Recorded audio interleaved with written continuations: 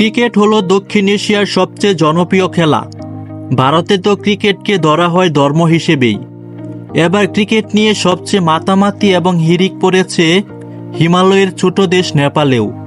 Netherland এবং নেপালের ম্যাচে নেপালের দর্শকে পরিপূর্ণ ছিল স্টেডিয়ামটি।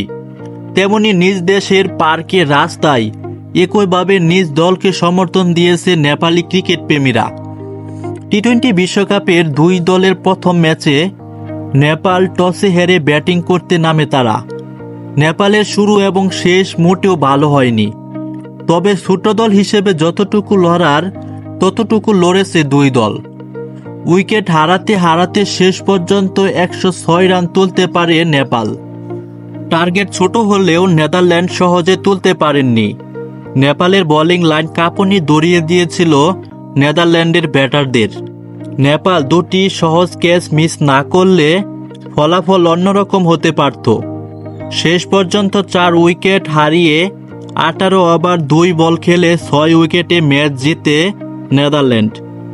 এমন হার দেখে নেপালি দর্শকরা আবেগী হয়ে পড়েন।